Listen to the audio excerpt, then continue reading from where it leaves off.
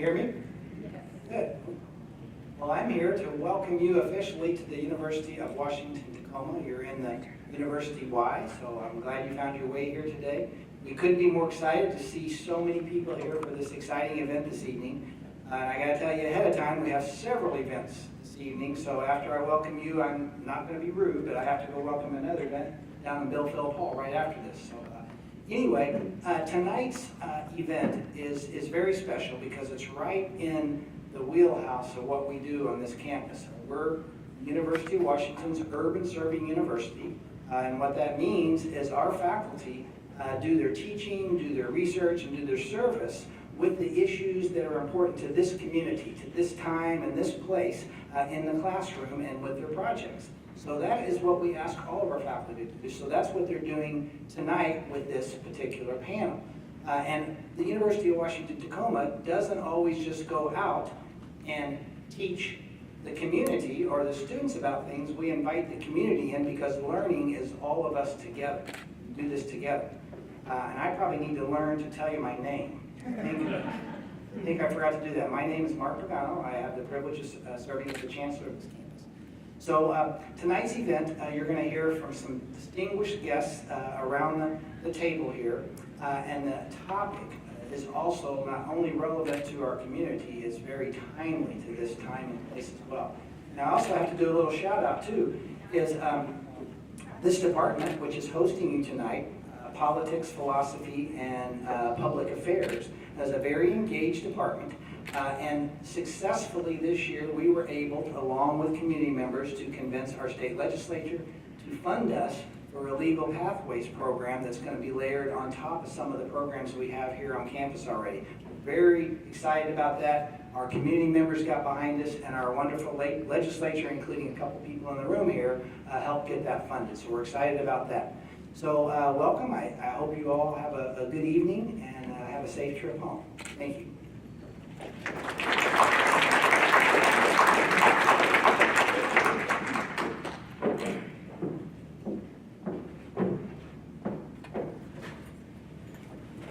The Sixth Amendment to the U.S. Constitution provides that in all criminal prosecutions, the accused shall enjoy the right to have the assistance of counsel for his defense. I'm Salvador Mungia. I'm a past president of the Washington State Bar Association and a partner with the law firm at Court Counsel. I've practiced here in Tacoma since 1986. I'm here to introduce tonight's program, our panelists, and our moderator. In the late 1950s, Clarence Gideon was charged in Florida with breaking and entering into a pool room with the intent to commit a misdemeanor.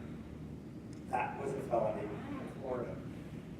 Mr. Gideon appeared in court without an attorney. He could not afford one. Mr. Gideon asked the court to appoint an attorney for him. The court said, Mr. Gideon, I'm sorry, but I cannot appoint counsel to represent you in this case. Under the laws of the state of Florida, the only time the court can appoint counsel to represent a defendant is when the person is charged with a capital offense. I'm sorry, but I'll have to deny your request to appoint counsel to defend you in this case. Mr. Gideon responded, the United States Supreme Court says I'm entitled to be represented by counsel. Unfortunately, at that time, Mr. Gideon was wrong. In fact, the U.S. Supreme Court just 21 years earlier held just the opposite, saying in state courts, not federal courts, but in state courts, you are not automatically entitled to court-appointed counsel. In that case, 21 years ago, the court said, you know what? Appointing counsel is not a fundamental right. It is not essential to a fair trial. Well, Mr. Gideon did his best to conduct his defense. He made an opening statement, he presented witnesses, he declined to testify himself, and made a short closing argument. The jury returned a guilty verdict.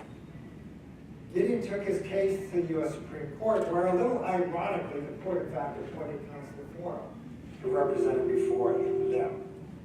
It was a chance of redemption for a U.S. Supreme Court, and in fact the court overruled its earlier decision and held that in fact in state courts a criminal defendant is entitled to appointed counsel because it is so essential, it is a fundamental right, and is essential to get a fair trial.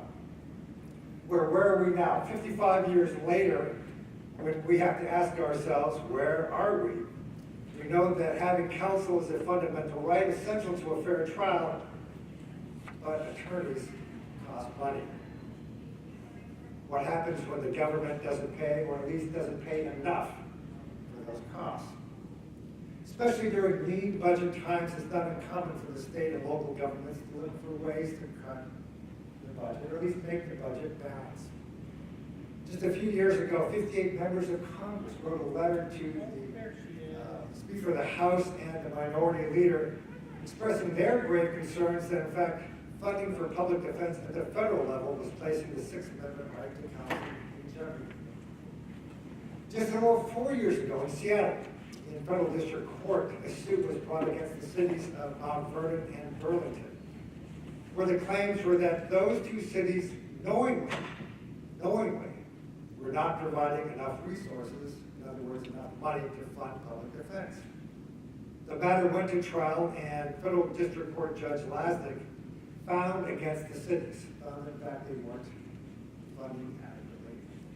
And he wrote in his opinion, plaintiffs have shown that indigent criminal defendants in Mount Vernon and Burlington are systematically deprived of the assistance of counsel at critical stages of the prosecution, and that those policymakers have made deliberate choices regarding the funding, contracting, and monitoring of the public defense system that directly and predictably cause deprivation. The appointment of counsel was, as the court stated, for the most part, little more than a formality, a stepping stone on the way to a case closure or a plea bargain, having almost nothing to do with the individual indigent defendant. The problem of limited resources plays out in many aspects of governmental funding. We see it all the time, but tonight we're going to be talking about the importance of public funding, the challenges to necessary funding, and the consequences of inadequate funding of what is being done about these challenges. I'm going to introduce our panel now, and I'm going to go in reverse alphabetical order. Sorry, Steve, but I know that you would normally get first. But instead, starting with Pierce County Councilman Derek Young. There, you're going to go first, Rich. It's rare. I know, that's why I'm doing this. He is a Pierce County Council member serving County Council District Number 7, which represents parts of Harvard, Key Peninsula, Fox Island, town of Reston, West Tacoma, North Tacoma, and McNeil Island. You are all over the place.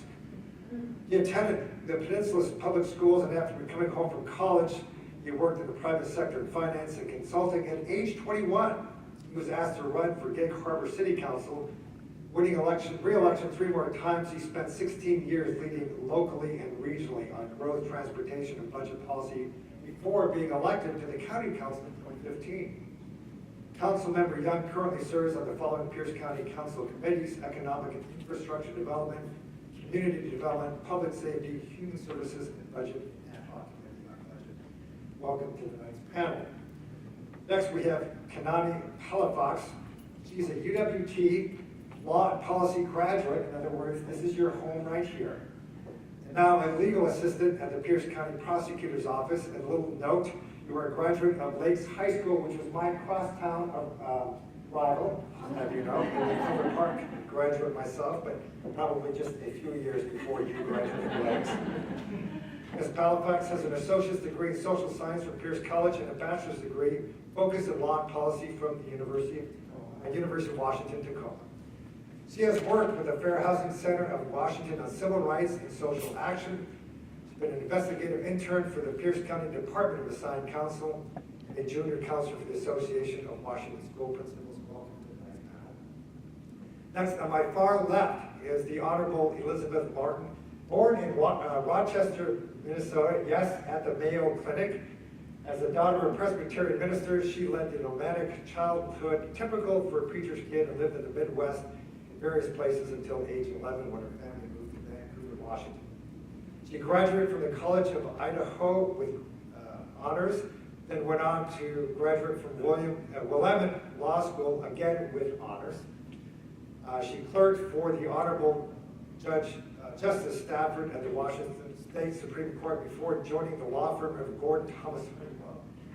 We were partners for many years, before she joined the bench. In 2010, when she was appointed by Governor Gregoire to the Pierce County Superior Court bench, she now serves as the presiding judge of the Pierce County Superior Court. Welcome, Your Honor, to tonight's panel. To my immediate right is Mary Kay High. She is the Chief Deputy with the Department of Assigned Counsel. Ms. High has been a practicing criminal defense lawyer since 1990. She received her law degree from the University of Washington Law School with honors in 1990. While in law school, she was admitted to the PhD program in social anthropology and conducted postgraduate work at the University of Washington Anthropology Department. Since 2006, Ms. High has been the senior felony attorney and currently is the chief deputy at the Pierce County Department of Counsel. She is what is known as death qualified. Sounds pretty ominous. Sounds scary. It is very scary, and she's responsible for all phases of serious felony defenses. Welcome, Ms. High. To my immediate left is Ms. Dawn Farina. She's Chief of Staff of the Pierce County Prosecutor's Office. As Chief of Staff, Ms. Farina is the Senior Deputy Prosecutor responsible for overseeing the 3 divisions of the Prosecuting Attorney's Office with a staff of more than 200 personnel. Ms. Farina develops and administers policy, personnel, and budget decisions to ensure the effective and efficient daily operation of the Prosecuting Attorney's Office. Ms. Farina joined the office in 1990. In her 23 years as a deputy prosecutor, Ms. Farina has prosecuted hundreds of criminal cases, including robbery, kidnapping, rape, domestic violence, child abuse, burglary, and many others. Ms. Farina is a graduate of the University of Puget Sound School of Law and is a graduate of Washington State University. Welcome, Ms. Farina. Now, to my far right, State Senator Steve O'Ban. He's a Washington State Senator serving the 28th Legislative District, which includes parts of Pierce County, including Fir-Crest, University Place, Lakewood, Steilacoom, DuPont, parts of Tacoma, Graham, Spanaway, Anderson Island, Ketron, McNeil, and McNeil Islands. Nice. You are also spread all over. Senator O'Ban attended the University of Washington and Seattle University School of Law and has practiced locally for 27 years, where he focuses his trial practice on civil rights, employment, and business. And it's my understanding, Senators, you were formerly a public defender. For all 5 months. Okay, so you're bringing that perspective. And then moderating tonight's panel, I'm going to welcome her up now to the stage, is Professor Sarah Hampson, who is an assistant professor in politics, philosophy, and public affairs at UW. Her PhD in political sciences from the University of Connecticut. Her research focuses on work and family policy in the United States from a socio-legal perspective. Dr. Hampson specializes in public law and American politics. Her writings include a recently published book, The Balance Gap, Working Mothers and the Limits of Law, an article entitled Hillary Clinton, Symbolic Empowerment and Intragroup Emotions that she's co-authored with Evelyn Seaman, the Dubois Review, and then in an edited volume, Mothers, Military, and Society, published by the Demeter Press. Ms. Hampson, please welcome to the panel and start your presentation. Welcome.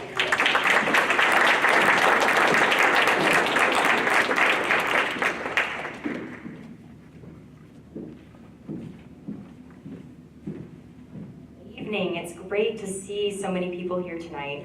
Thank you, all of you, very much for being here. I'm going to give you a little bit of an idea of how we'll proceed with the questions. So I've formulated a few questions that I'll present as moderator, and then we do have some time for audience questions. So if you were handed a card as you came in and you would like to write down your questions, there will be people coming around to collect those shortly. So what I will do is each of the questions has sort of been formulated with one or two of the panelists in mind, and they've been told about who's in mind for which questions. So I will direct questions towards certain panelists, but if we have time and others would like to jump in on a particular question, we should be able to do that as well. So my first question is I'm directing at Derek Young, but also Mary Kay. Mary Kay, hi. I think what we're here really is about the question of why funding public defense in Washington State is so important. Do you both want to speak a little bit to that?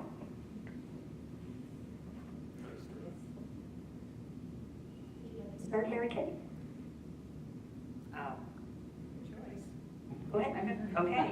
Well, I think that it's very, very clear that one can imagine how unfair it was for defendants for the decision in Gideon, where the state had their lawyers.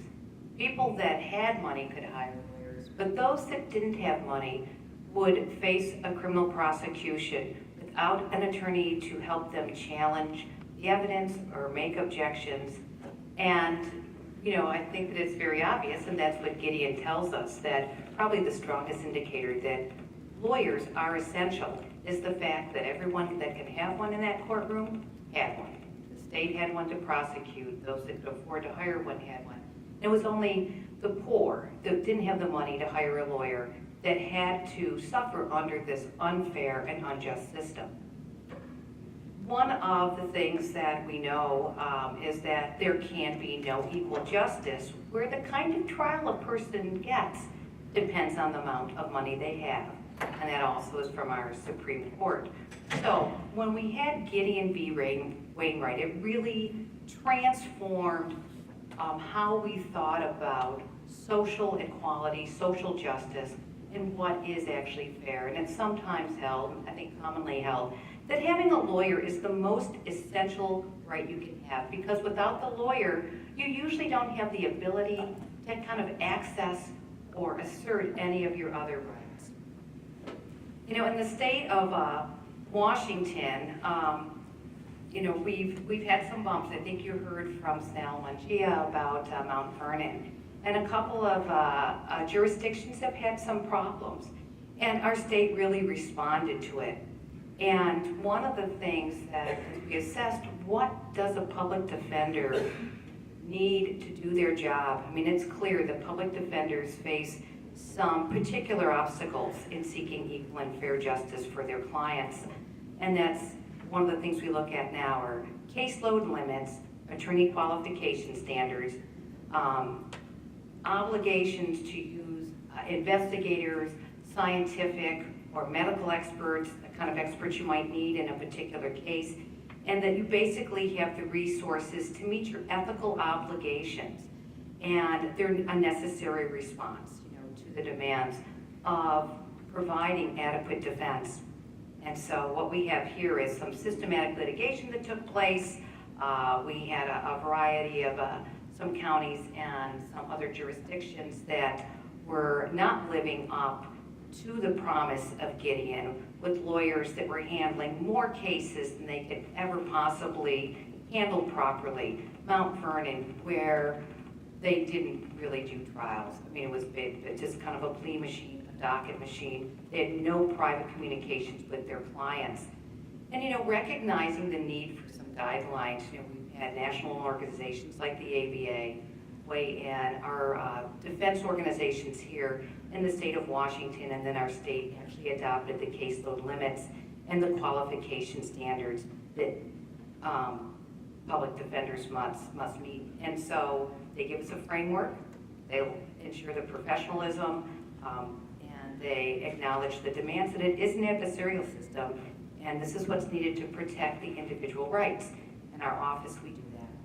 So in our office, when an individual is accused of a crime and they can't hire their own lawyer, we're able to provide a lawyer, and not only just provide someone with a heartbeat and a bar card, but someone who's going to have the resources to actually assist this client. You need to understand that in Pierce County, over 90% of individuals charged with a crime qualify for a public defender. So clearly, the poor are very much impacted by the quality of defense that they're able to receive. Our office as well represents individuals in other areas where people are also entitled to an attorney. And that includes children, that includes parents who are in danger of losing their children, the mentally ill that are looking at civil commitment, and a few other arenas there, including sexually violent predators. All these individuals are entitled to lawyers, and in some of these areas, it's almost 100%. Our juvenile clients, whether they be truant or charged with a crime, up just about 100% are going to be provided with a public defender. And it's really important that the public defender, in our case our lawyers, have the skills, stay abreast of the changes in the law, which have been really moving quickly with respect to juveniles, the understanding of the juvenile brain and how that should really affect your practice. And in every case, we need to have the opportunity and the time. And I think caseload standards are a perfect thing. If you have too many cases, no matter how dedicated you are, no matter how smart you are, no matter how hard you want to work, if you don't have the time to work this case, if you don't have the time to meet and investigate a case, you're not going to be able to do it.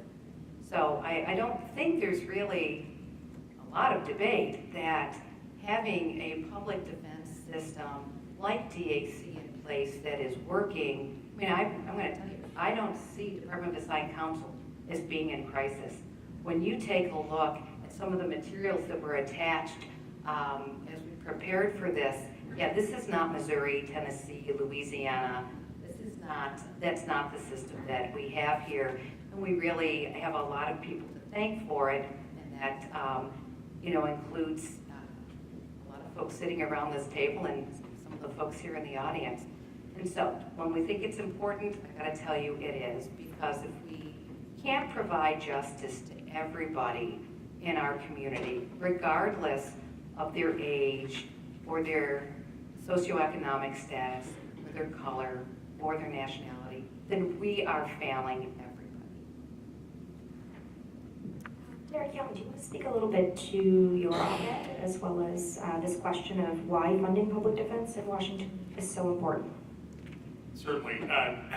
Before I get going, for the students in the room, just know that even though I used to work at Gordon Thomas, a couple of others here, I was on the government affairs side, so I'm not legal counsel. So anything I say about the law, just take it with a grain of salt.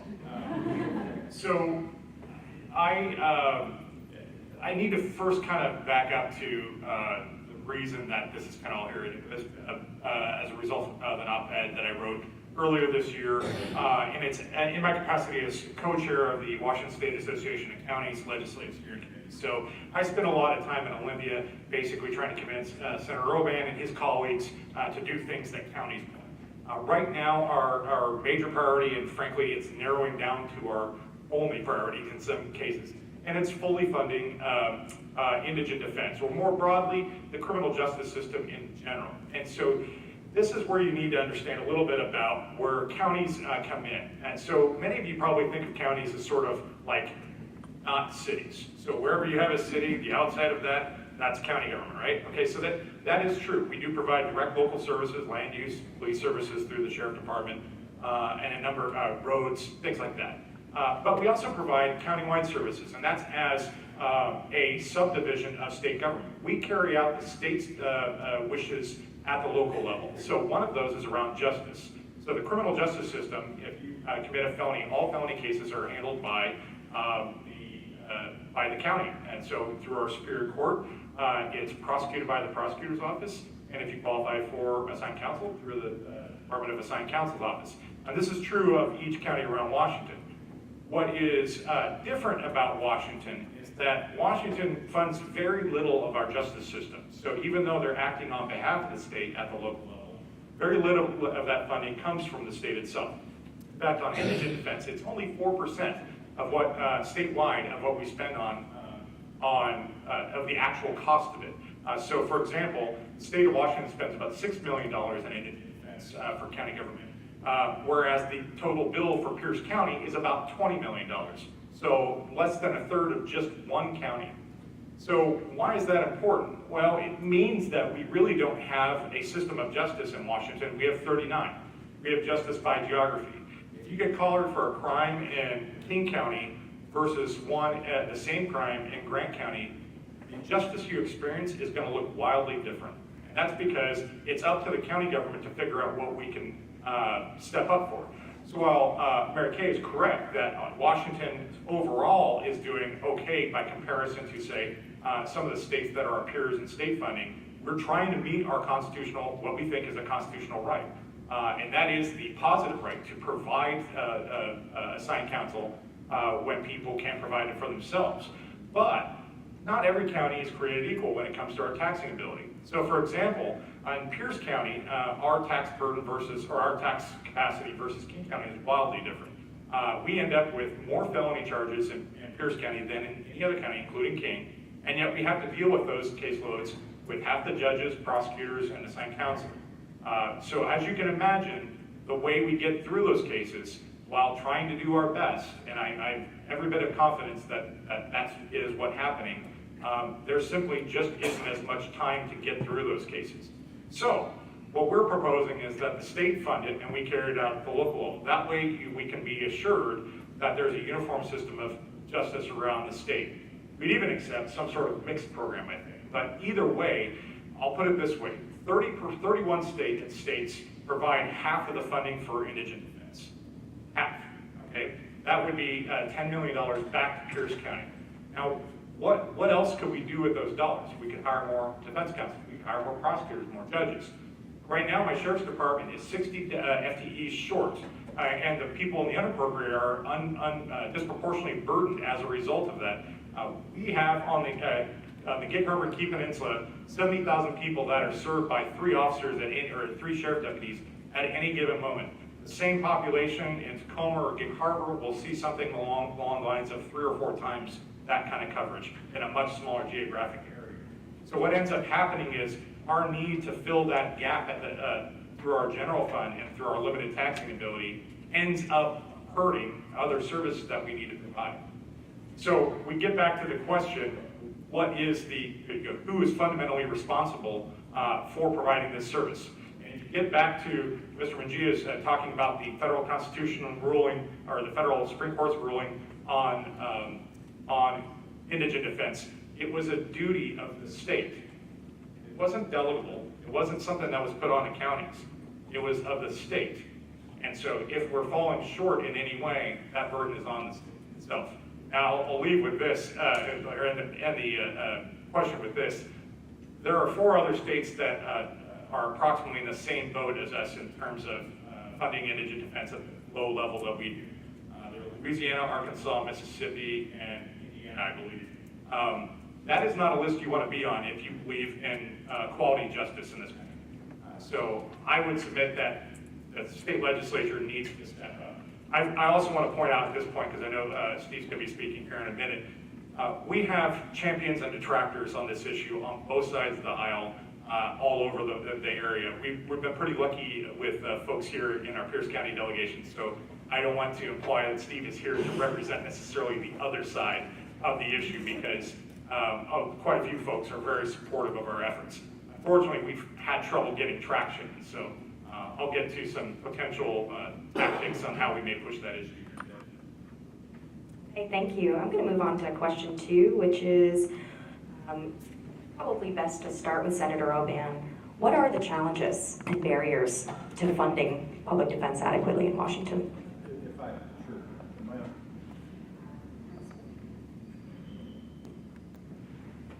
But now? Yes. Good, okay.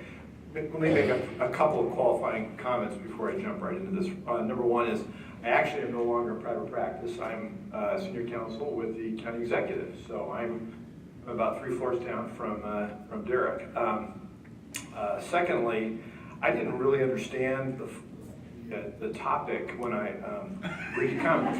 So when I looked and saw that I was the only one coming from the state legislature and realized I was going to be the piñata tonight, I do want to say I may not be the most appropriate advocate for the state's position. I find my sympathies at best divided and frankly rather sympathetic to some of the things I've already heard. And partly that's because I've been in the civil justice system as a private practice attorney, litigator for a number of years before I went to the Senate and kind of left that world completely. And as Sal mentioned, for 5 wonderful, some of the most fun months I've had as a lawyer. I was a public defender when our firm decided to get the public defense contract for the city of Kent and give the young lawyers like me a chance to go to court and get lots of trial experience. So I did. I tried cases all day long and just loved it. So I have fond memories of that experience, but I'm not sure I would have been adequate under the Supreme Court definition. At any rate, I also want to say, though, I guess I do feel some obligation to provide a little bit of the perspective of the state when it comes now to the question before us this point of the barriers to this sort of full funding of what probably is this. I hope I'm probably being recorded and this will be used in the court case. But I do not speak on behalf of the state. That this is, I think, a state obligation. I mean, the pleading says state of Washington versus the criminally accused defendant, so I think it probably, frankly, is. Now, I know that statutorily, that responsibility has been delegated to hire and oversee legal defense at the county level for felonies, and arguably the county has received taxing authority to raise funds for the criminal justice system, including the criminal defense side of things. And partly, I suppose, the reason for that is when you think of all the other demands on the state fisc, and now we'll get to some of the barriers to sort of full funding. We just finished, after a 5-year odyssey, fully funding K-12 education. That was after a 30-year, I think, negligence on the part of the legislature, and that was before I got there, by the way, to spend every additional dollar mainly on other things rather than education. And it took us 5 years to kind of right that wrong and get the spending, I think, up to where it needed to be. So we haven't heard from the state Supreme Court finally, but I expect them to say, legislature, you finally got it right, you're done, we're going to discharge our jurisdiction. But there are a lot of other things now that comes before us. One of them is mental health, which is the policy area I've spent the most time in at the Senate level, and now coincidentally at the county. We have underfunded this state responsibility for a number of years as well, and cut it deeply during the Great Recession. We've got a lot of catch up to do there to provide community-based healthcare capacity, and I won't go into all the layers of that, but that's an obligation. Homelessness, I don't know if anybody realized, but we have a real homelessness problem. That's, I think, a important and chiefly financial responsibility, both at the state and local level, but certainly the state as well. The opioid prevention and treatment, as Young knows full well, is another huge issue facing it. I could go on. Foster care, we don't provide enough, I think, assistance to foster care families. We're not even testing rape kits. We've got rape kits that have been sitting there for years untested. I mean, my point is there are a number of very important responsibilities the state does not have funding for to this point. So just so you sort of understand a little bit of my world or the legislative world, is there are a number of other appropriate demands as well on legislative funding. And yes, we could talk about new taxes and that sort of thing, but frankly, the tax proposals that I've seen would not even fully address, I think, what we're talking about here, which is based on a fiscal note done. If we were to take over the full responsibility of indigent defense, it would be in this biennium, it would have been $373 million that we would have needed to come up with, about right there. And the next biennium, almost $400 million. That plus all the other obligations, there just is not the funding, or even with some of the new taxes that are proposed, I think, adequate funding for those things. So we talk about barriers. It's the other important responsibilities that, frankly, the state is at the bottom of the list. Mental health, for example, and some of these other areas. I will say, feeling some obligation to represent the state in this discussion. The state did recently fully fund parent representation in the dependency setting in this last supplemental budget. I authored a bill that for the first time required that attorneys be assigned to children who are in the dependency process and basically have had the rights of the parents terminated. They need legal representation. I authored the bill that required that as a state obligation. So there have been efforts by the state to provide legal defense in similar areas with constitutional implications. So with that, I will end and defer to others. Thank you. For the purposes of time, I'm going to move on to the next question. I'm sorry. Yeah, what you want? You didn't go too long. We're having an interesting discussion. At this point, I just want to remind the audience that if you have questions and you would like to write them on a card, there will be students coming around and taking those cards now. I'm going to ask question number 3. And with this, I'd like to direct questions to Judge Martin and to Don. What do you think, from your positions, are some of the consequences or the implications of not adequately funding public defense at the county level? I can jump in a little bit. It really is a corollary to the question one of why is it so important. Well, we can clearly see why it is so important. The consequences of not adequately funding is you lose all of those things that were recognized as so important. The criminal justice system really is a three-legged stool. You have the Department of Assigned Counsel, the prosecutor, you have the judge. You take away the Department of effective defense, that justice system collapses, really. And if you look at the U.S. Supreme Court building, it has the words equal justice under the law as you walk in. In order for equal justice to be meaningful, it cannot mean justice for those who can afford it. And I think what really goes to the importance of public defense is as Ty said, it's not just the bar card, it's not just a body, but it's meaningful representation, it's effective representation, it's adequate representation. All of that requires resources, and it requires trained lawyers. It requires adequate numbers of lawyers that have reasonable caseloads, that have access to investigators, access to experts, to make the playing field fair. Because that's ultimately what a justice system is about, is the fairness of the system. And I think if you don't have an adequate public defense system, that the public's confidence in that system falls apart, and really it diminishes us as a democracy and society if you want to look at the big picture.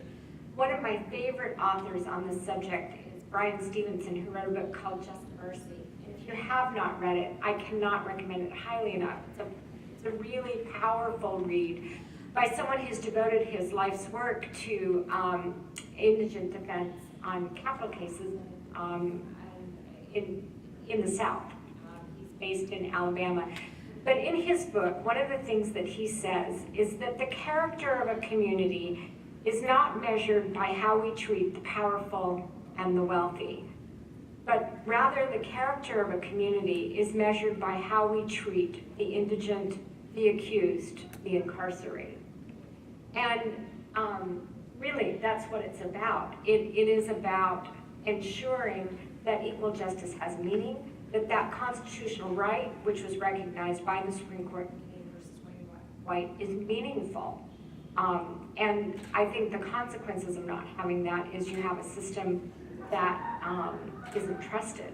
It isn't trusted by the participants who see that the fight is not fair.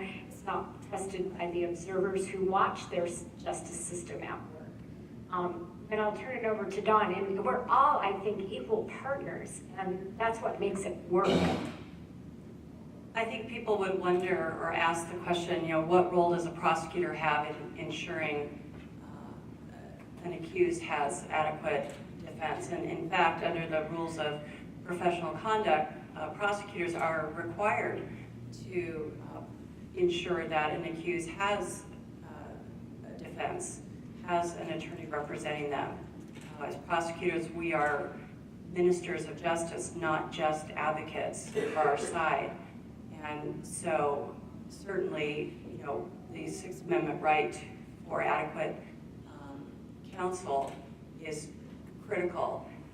But in addition to that, as a prosecutor, the last thing that we want to see happen is a criminal defense attorney have too many cases and not have the time to adequately prepare their case for trial, go to trial, put on all our witnesses and our victims, some child victims, for trying a murder case, you know, putting through a family who's lost a loved one. To go through that process and then have the case appealed and have it overturned for ineffective assistance of counsel serves no one. It doesn't serve the defendant, the accused, it doesn't serve the community, it does not serve the family who's lost their loved one, or the child victim who has to come back to court and essentially testify all over again and suffer that emotional turmoil. So this is an important issue for all of us in the community and all of us in the criminal justice system. Both of you. So I have another question that I'd like to maybe hear from Kanani Palafox first, and then Ron or Mary Kay, if you want to weigh in on this. What are the Pierce County's Prosecutor's Office and Office of Assigned Counsel already doing? Mary, you hinted at this, to combat issues with regard to inadequate funding? So I can speak on my job right now as a legal assistant at the Pierce County Prosecutor's Office. Our job is to kind of streamline the process for our attorneys to make an appearance in court so that they're prepared. And that means preparing legal discovery to give to defense. So we have a really great working relationship with the Department of Assigned Counsel. We have this system in place where we can take our legal discovery and put it on a computer, and it's easily accessible for the Department of Assigned Counsel to have access to. So we do have a great working relationship with them, and I'm sure that can be said on to my counterpart at the Department of Assigned Counsel. So. I would also add to that,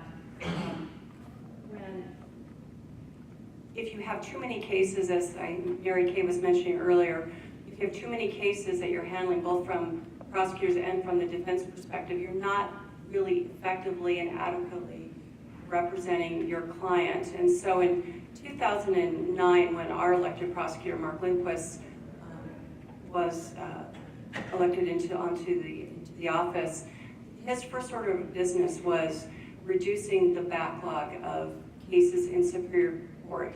And what that means is we had over 2,100 pending felony cases in Superior Court, not including all the new cases that were coming in every day. Because we had such a backlog of cases, nothing was getting resolved. Cases were not being tried, and you know, they just were not getting resolved. And so what we did, we worked closely with the Department of Assigned Counsel and with the Superior Court, and came up with a system to get through that backlog, and so that we could effectively manage these cases and each of them could be handled in an effective manner. And we started out at 2,100 pending. I believe, Judge Martin, we're down to about 1,400. Yep. So we've done an amazing job thanks to the collaboration and cooperation with the Department of Assigned Counsel and Superior Court. Okay, would you like to weigh in a little? Sure. We just heard about collaboration working, and typically in the serial system. But one of the things that I see at DEC that really helps us combat what could be a looming crisis in perhaps in other areas not here is that we're able to recruit and retain really highly motivated, qualified, and committed attorneys. We have lawyers that are drawn to this work and committed to this work. This is not the path to wealth and popularity, but it is something that really is a bone-deep commitment. So we have lawyers that are willing to dedicate their careers and, like I said, become very, very skilled advocates and really know how to assess a case, know what case needs the investigator, what one needs this expert, and are very good stewards of the money given, and knowing when and how to spend it to pursue the aims and the needs of the clients.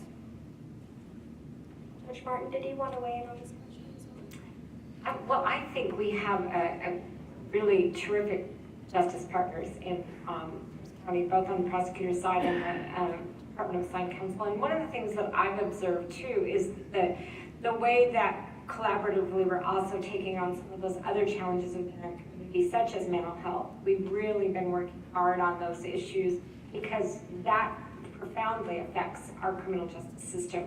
But I also think one of the other consequences that I really failed to talk about that's really important is the disproportionality that happens if you don't, if you end up without adequate public defense, you end up exacerbating what already is a disproportionality in the criminal justice system of persons from marginalized communities. They need that voice because they don't have a voice in our society necessarily, and so that's really important. That's true of the mentally ill and true of those others from marginalized communities. And I think our justice system here in Pierce County does a particularly good job of trying to ensure that the voiceless are heard, that there are adequate resources to make sure that everyone who is entitled to that fair trial gets that fair trial. So I think a lot is working. That's not to say we don't have challenges. We absolutely have challenges, and all of us have them. And I know our legislative and executive branch partners are also working with us to meet some of those challenges. So there's a lot of good things that are working, but funding is certainly a challenge on meeting some of those issues as well, as we all look for creative solutions. Thank you. Well, I come to the core, right? So we've talking about what's working, but also we have to come back to kind of what the challenge is, right? Councilman Young brought up this issue of the costs, and that Pierce County is really shouldering a lot of these costs. Senator O'Ban brought up the difficulties, the barriers with the legislature fully funding public defending. So I'm going to probably start with Senator O'Ban and come over to Councilman Young. Who should shoulder the biggest costs of funding public defense and why? I think Derek Young should shoulder the... Well, as I said, I'm a bit divided on this topic, but I will soldier on and represent the state's interest in this debate. Thank you for playing along, Senator. Yeah, thank you. Well, here's the principle I guess I'll lay out that I think at least should guide this discussion, all the different venues it's probably going to have, and that is, I think government works best where those responsible for the decision-making, in this case, the hiring, the supervision of criminal defense, should also be the same decision makers when it comes to actually the funding of it. So if the county, as it has for how long, but before I ever thought about running for elective office, if it's the county that does the hiring and does the supervision and addresses the quality issues that we talked about, then I would suggest it should continue on with funding requirements. If, however, the decision is made, the state needs to bear the burden of this chiefly, then I think it would be best then for the state to have a much more active role than in overseeing how that defense gets done in an effective manner. I think that's always the challenge that you have with areas like this where the state has a primary funding role like education, yet it's diffused as to how that money then gets spent. And I won't go into all the challenges we faced in dealing with clear decision and fully funding education, but it was made extremely complicated and difficult because you had the school boards that were basically for a number of years deciding how that money got spent and in a number of different ways, and some on basic education, taking basic education dollars and spending on other things and vice versa. So we're going to revisit this issue. I'm going to be, I guess, asking the question anyway of my colleagues in Columbia. Then we need to retain a fair amount of responsibility then for how those funds then get spent at the level. As you can see, given a difficult case to defend, Senator Oban has done a great job, and so I think he would have met those standards for a public defender. But in all seriousness, so what this all comes back to is prioritization. It is true that the state has a number of issues that it's juggling, difficult, thorny issues. You've recently got through a big one. I mean, I'm hoping that you've gotten through that. I guess we'll find out soon. But there's behavioral health as an emerging crisis, homelessness. All these things are huge issues. In fact, they're under federal mandate right now for under the Trueblood decision for failing to adequately provide for competency evaluations for people suffering from behavioral health crisis that were languishing in our jails for months on end without getting in front of a mental health professional to determine if they're fit to stand trial. That to me is like, I mean, your base level of justice, provision of justice, that's the worst outcomes. Somebody who is overstaying their potential sentence for a misdemeanor collar in our jail because they can't get in front of a judge is that to me is an even worse, more egregious violation of justice. But if we can get that settled, I think this is the next thing because the way I look at it, I'll pick on our friends to the north in Seattle is they often tell us in response, well, we've given you other tools that you can adopt locally to increase tax revenue so that you can pay for this. Now, the problem with that is that we have a largely sales tax-based system, and county governments only collect sales tax outside the cities where the bulk of the businesses are. For example, I have one county who the only time they collect any sales tax is when the state comes through and pays the highway, because all of the businesses are located, or it's so rural that all of the businesses are either located in a town or in another county. So they can pass every sales tax provision, every other idea that some folks in more urban areas come up with and think is adequate to pay for public defense. The truth is, it won't raise a nickel for them. So what we come back to is uniformity. This is a state constitutional issue, and it says that the state of Washington should provide for a uniform system of county government. We do not have a uniform system of county government when it comes to our justice system. And that's easily demonstrated by the vast differences between what you see in King County and Pierce County alone, but it gets even more exasperated when you go around the state to the more rural counties. And in terms of prioritization, I would submit to you that this session was a demonstration of why counties are so frustrated. As Senator Oban would agree, because I've seen him talk and write about this at great length, that when the legislature came into $1.2 billion of unanticipated revenue this special session. So this is not a new budget session, this was a new revenue forecast. Good news, right? So county governments, we all came together and said, okay, this is our year to make progress. They've knocked down the McCleary problem, they got $1.2 billion in new funding. This should be no problem to start making some progress this year. Instead, we got $15.5 million worth of new unfunded mandates. So, and this is indicative of a broader problem. It's not just on indigent defense, it's on county funding as a whole, because we have tax caps that have been passed by the legislature capping our property tax. 70% of my revenue comes from property tax and is limited beneath the rate of inflation. So it slowly strangles us over time. The second is that they have cut shared revenue. Even just this last session, cannabis revenue, which was the newest piece of money that was coming from the state, was swept to pay for the McCleary decision. That cut another, I was able to pay for another 5 deputies with those dollars. And then finally, the new unfunded mandates that come every year. It's an order to do something without the funding that comes with it. Often the state legislature, you see it in the fiscal note. It says state fiscal note, this much, and they always fund that. Local fiscal note, there's a little red, notation there. this is a great example of it. So we've reached a crisis point, and this is the one that we're going to, not only because it's important from a justice delivery standpoint, but also because it's a federal constitutional obligation, one that we think that the courts will uphold.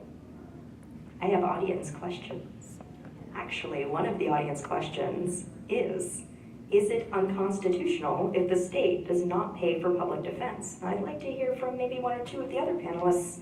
So you've heard Councilman Young's position on that. Any of the other panelists like to weigh in on whether it's unconstitutional? I've got an even more uncomfortable one next. I read Gideon's Drummond, by the way. Great book, good movie. Well, if we fall below the standard, the constitutional standard, which the courts will have already weighed into in terms of its caseload ratios and so forth, I think that's going to be the seminal issue.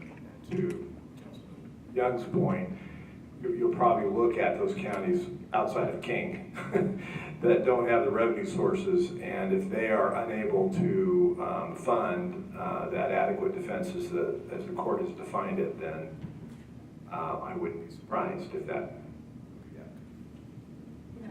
Just an aside, I think 23 states have some level of state funding, all partial. A number of states have some terrible ideas, like Louisiana will pay for like traffic tickets, things like that. And so I'm just throwing that out there. But having a state-funded system is not a guarantee that you're going to have a constitutional defender system. And unfortunately, some of the states that are state-funded are the worst offenders. When you're looking at some of the ones that are making the headlines, like Missouri or Tennessee. So it needs a lot of thought. Thank you. I have one more audience question that we have time for before we need to get to our final question for the panel. And I kind of like this one myself. How does the budget of the prosecutor's office compare to the budget of the assigned counsel office? And let's speak to that. I can tell you the prosecutor's budget is approximately $30 million. We have over 200 employees. We are responsible for different pieces of things in the criminal justice system that the Department of Assigned Counsel are not. We review over 17,000 criminal cases every year. We charge approximately 50% of those in the felony division. We work closely with law enforcement on investigations and that sort of thing, and educating not only law enforcement on proper procedures and the law, but also educating the community. So we do have a larger budget than the Department of Assigned Counsel, but our roles are different. And our budget's about $19 million, and we have 85 attorneys, approximately. And I would say with staff somewhere around 125, 130 people. And we represent, like I said, over 90% of individuals that are accused of a crime, but we also represent individuals in other areas as well that are deserving and are entitled to attorneys.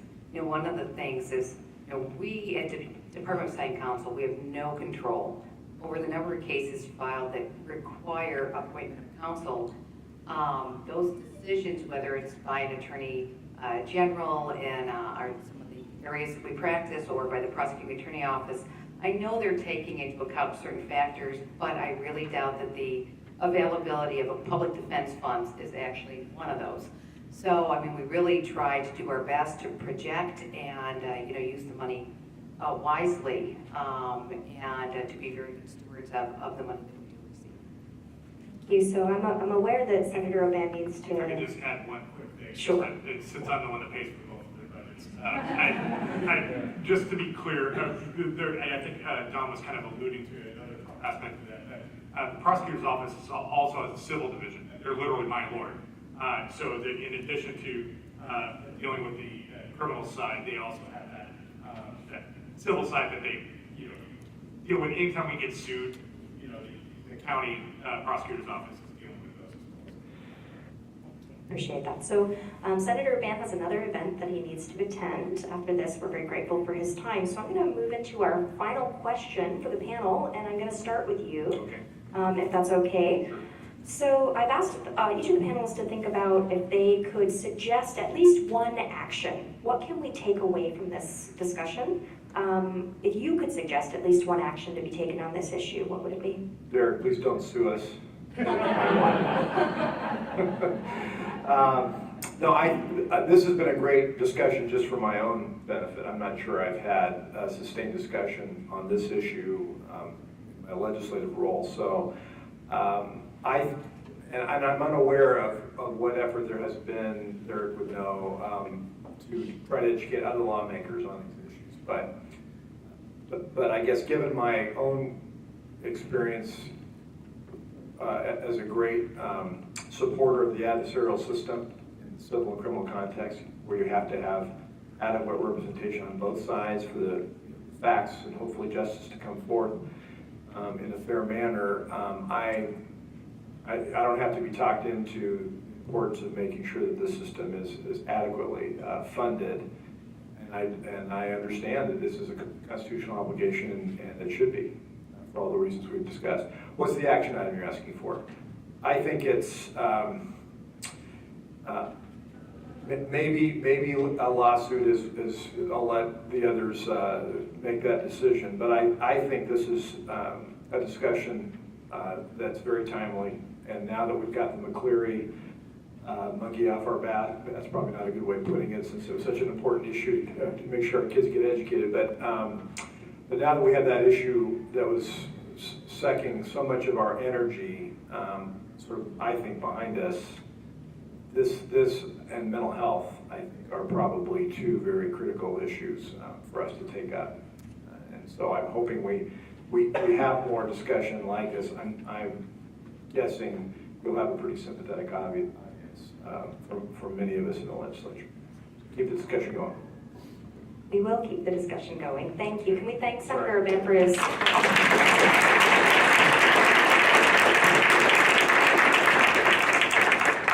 So I think I'd like to come to this side of the table and kind of mix it up a little bit. Is that all right with you, Judge Martin? Would you mind speaking to this? What do you think we should take away? Well, I'm not advocating a specific thing. I think that this forum is very good because I think it's really important that the public be engaged on this issue and understand the importance of adequate resources throughout the criminal justice system. Because I think it's easy if you're not personally involved in it, you've never been charged with a crime, no one in your family's ever been charged, that you may not understand what the value that comes from an adequate system. And I think it's really important to understand that it is not just somebody you don't know. Everyone is harmed by a system that does not work. Everyone, society as a whole, benefits from a system that does work, that works fairly, and that has adequate resources to meet the needs. A lot of these issues are interrelated. We talked about mental health. We talk about other issues that have impacts on the criminal justice system, and it's a complicated issue because it is so interrelated. And I'm not in a position to talk about funding, and that's, we're the ones that try the cases, but our job is made so much more difficult if we don't have a prosecuting office and a DAC office that have the adequate resources to meet the needs, because we don't control what's funded and what's filed either. I don't even think the prosecutor's office does.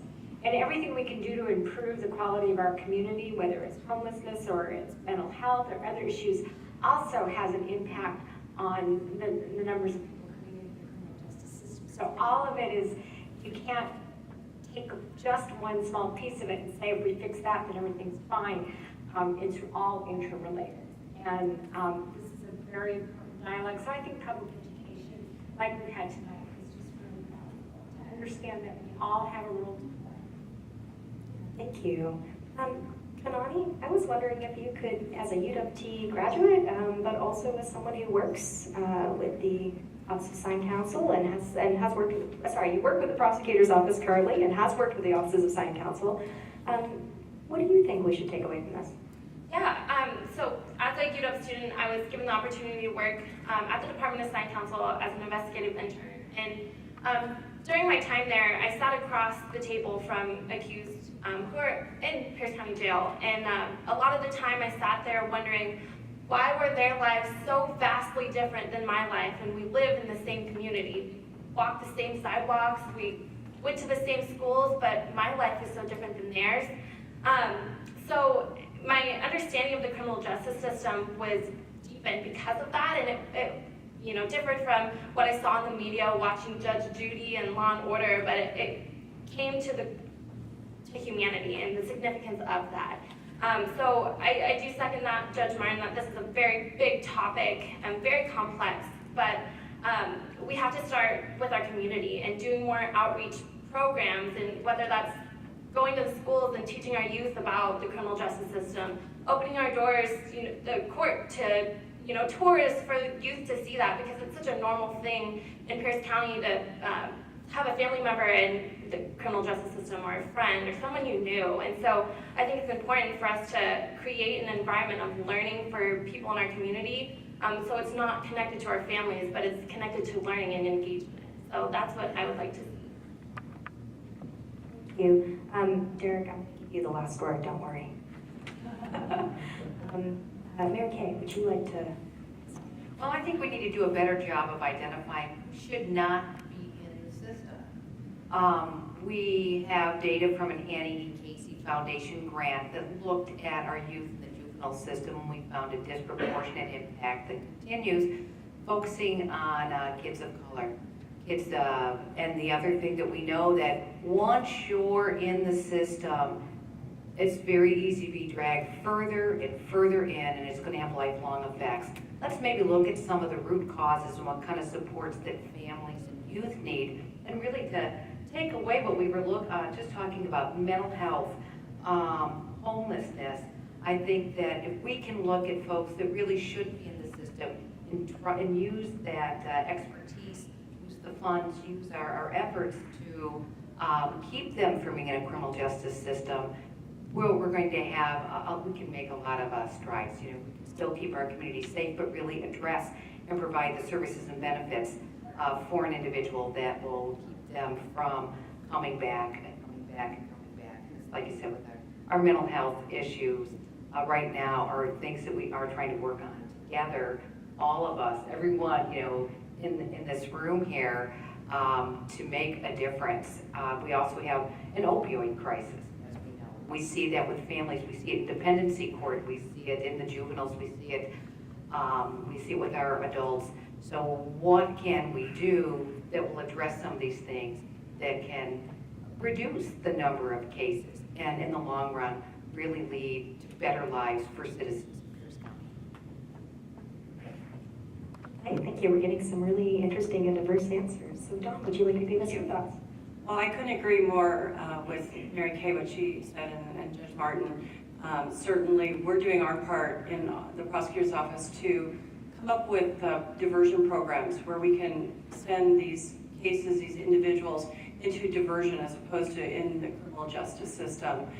Since I have Councilmember Young here, we are requesting from the council for $150,000, Councilmember Young, for a new juvenile diversion program to divert kids out of the juvenile justice system and into a really wonderful mentoring program, which will then allow them to kind of learn from mentors in the community and move in a completely different direction, so we never see them in the adult court. It's a small cost to the county, and it would be such a benefit for the juveniles and for this community, and it would then lower the number of cases that we see in adult court. In addition, we've talked a lot tonight about homelessness, mental health issues, drug addiction. We as a team here are working really hard to divert these individuals into veterans courts, drug court, and various other alternatives and therapeutic courts, mental health, the True Blood, which you've heard a little bit about today, is the mental health crisis that we're dealing with. This is another thing that we're working on thanks to a grant we received. We're diverting pre-charge diversion cases, mental health cases, to treatment in the community. Again, trying to keep these cases out of our criminal justice system. So I think we're continue to work together. We continue to come up with innovative ways to not charge these cases, low-level cases, and really divert them into programs that are going to help these individuals lead productive lives. But in conclusion, what I would say, and I agree with Councilmember Young, when the state sends mandates to the counties, they need to fund those mandates. Thank you. Councilmember Young. Thank you, and thank you all for being here. So I hate to keep coming back to this, but most of everything that you heard here, whether it's trying to fix this system so that people who shouldn't be in the criminal justice system aren't. So whether it's treating an underlying behavioral health disorder, tackling the opioid epidemic, diversion for juveniles before they get too far into the system, all of those things are things that we can actually do if it wasn't for this giant unfunded mandate. The cost of that is $20 million out of my budget. That's doubled in the last 10 years. I can tell you that my revenue has not doubled in that same time. So where does that money come from? It comes from dollars that we would have spent on behavioral health services, dollars that we would put in the streets for deputies that are badly understaffed. It comes from the fact that we have 2 vacant positions that are authorized by the legislature and the courts. We are understaffed in the prosecutor's office and the DAC. Pretty much everywhere you look, there are fixes in the system that can come from the state legislature fully funding indigent defense. Because the fact is that we're not going to, as much as I think that all of my colleagues are in the same position around the state, we're in a position where we're not going to let our constitutional obligation to our citizens fall. We're going to provide that. But that does mean that there are cuts elsewhere. So if I'm asking all of you to take an action, it's contact your legislators. Tell them to do this. We're trying to ramp up the volume this year because 2 years ago when we first started talking about this, we got blank stares. What do you mean? Why would the state fund this county service? It's only now beginning to take hold. And so if they hear from their citizens that this is something that you value, that you want a more just system for people that are in the justice system, then we may be able to make a little progress in this next session.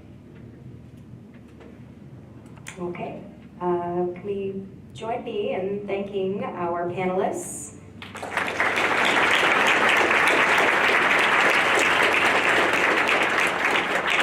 And that's all we have for tonight. Thank you very much for coming out, and I encourage you to keep talking about this topic.